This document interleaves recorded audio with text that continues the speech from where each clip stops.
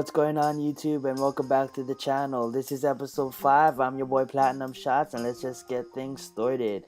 In today's gameplay, we got a little of Domination. I try to play objective. I got my man Supreme with me in this gameplay, and he just drops bombs from above while I play for objective. I think both of us had on a gun that could go for the nuke. I think he was really trying to get his. I have a hard time because when I play Domination, I always want to play objective. For me, the win-loss is way better than the kill-death. But we both did pretty good, and I think it deserves a spot in episode 5. And I don't know if y'all know this, but UFC 207 happened this past weekend, the return of Ronda Rousey, and I'm a huge MMA fan, I'm a huge UFC fan, so I was thinking of, in this episode 5, we're going to use this, and we're going to talk about, what happened this weekend, and we're just going to talk about MMA, the rankings of MMA, what I think should happen in the company, and the fights they should be making as a fan. And we're just gonna use this and talk about it with great gameplay in the background. So let's begin. Let's cover the main 3 fights that happened in UFC 207. But first of all, shout out to my man Louis Smoker that did fight Ray Borg this weekend. Ray Borg did get the victory, but I have to give a shout out to Louis Smoker. Stay strong, man. Hawaii all the way. You'll make a phenomenal comeback, and I can't wait to see you in your next fight, man. Good shit, Louis Smoker. Let's move into the top 3 fights. We had TJ Dillashaw fight John Lineker. I think all in all, that was a great performance by DJ Dillashaw. I really haven't seen anybody fight John Lineker the way TJ did. And once again, I can't really say that because I only probably seen 2 or 3 of John Lineker's fights. But all in all, TJ got the victory by decision, and he had a pretty good, all-out performance. It showed a lot of strengths in TJ's game, and he did make a nice statement at what he claims is the UFC Bantamweight Championship that we're gonna get into a moment. TJ did beat Renan Barao. Sorry for my language. Renan Barao, twice, and I believe that he does deserve the title shot. He was calling out Cruz, saying, Cruz, I want that title shot, and well, now he's going to have to wait longer to fight Cruz because he's going to have to fight Cody, because Cody Grabrandt ended up beating Dominic Cruz for the Bantamweight Championship in an all-out excellent performance by Cody. I mean, his game showed top-notch, one of the best performances I have seen to date. It was just shocking and all. It was one of those moments like when Conor McGregor knocked out Jose Aldo, but extended for a longer period of time.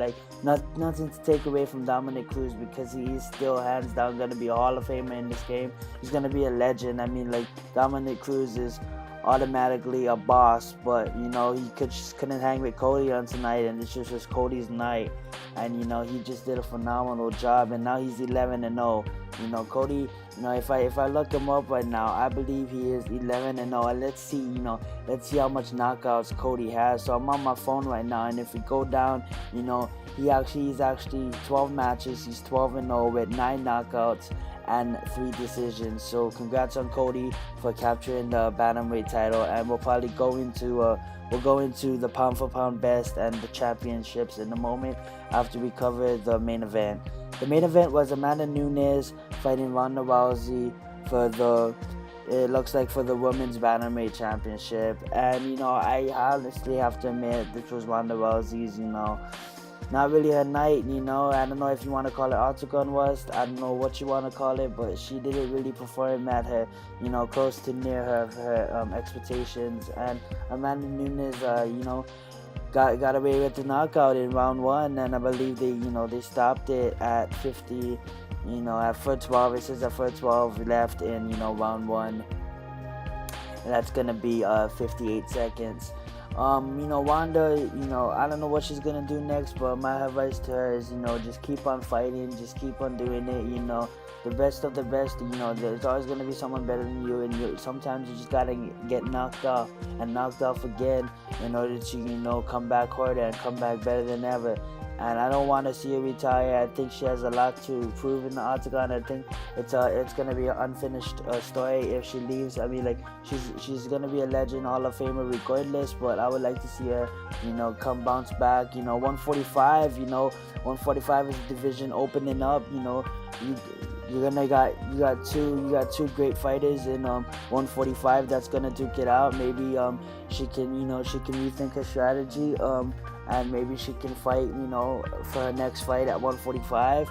But I'm not an MMA professional of analysis on these fighters. I'm sorry, my splurging and my speech is all off, but I'm not. But hopefully it's not the last time we're gonna see Ronda Rousey in the octagon. Getting to Amanda Nunes, man. Amanda Nunes had a great outing. She's now 14-4 in the octagon with 10 wins by knockouts. 3 by decision, and 3 by submission and 1 by decision. And Amanda Nunes, she kind of came up under the radar. Like I noticed in 207, a lot of people was focusing on Ronda's return and not giving Amanda Nunes kind of like the respect that she kind of deserves. She submitted Miesha Tate in the first round, which is super hard because Miesha Tate is another Hall of Famer, and Miesha Tate just has a phenomenal resume when it comes to the sport of mixed martial arts. And for Amanda Nunes to come in there and submit Miesha Tate in the first round and come and knock out Ronda in the first round, following wins over Valentina, Sauer, and Shayna. I mean, like, it says the sky's the limit for Amanda Nunes. Her nickname fits the picture, the Lioness. She's got to defend her kingdom, and she's the champion. So there's a lot of contenders that's gonna be hunting for her.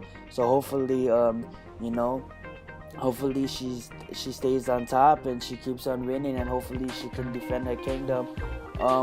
We're just gonna go through the list of the current champions in the UFC right now. We got, in the heavyweight, Steve Maoki just sitting up top. He has 1 title defense and just putting in that work.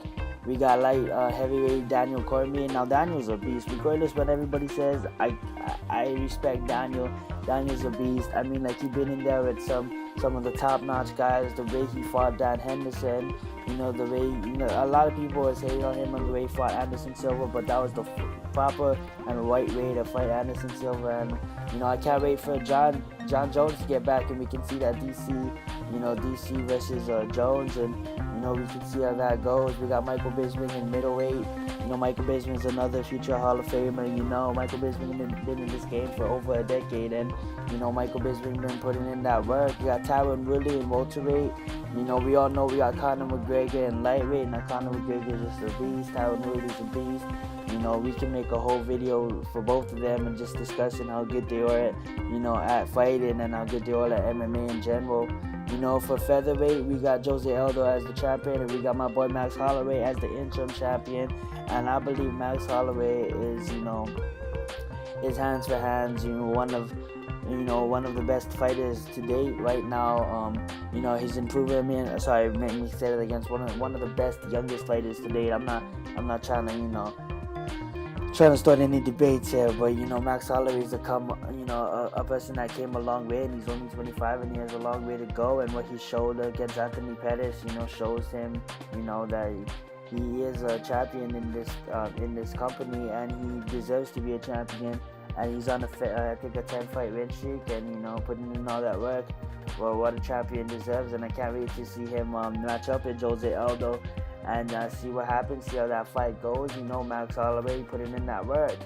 We got Cody Grabrandt, just captured that Bantamweight. We just got through talking to him. And then we got DC, Demetrius Johnson, the flyweight king, the real lion, all the champions right now, the champions, Conor McGregor, yeah, you can call him 2-time champion, DC, you can call him, the light heavyweight beast of the champion, but I honestly think nothing can compete with DC, what DC did in this division, what DC still does. I mean, like, they have to make a whole show, Ultimate Fighter, a whole season just to find someone to fight him. That's how dynamic DJ is. I'm sorry, I keep on saying DC, I don't know why I was saying DC.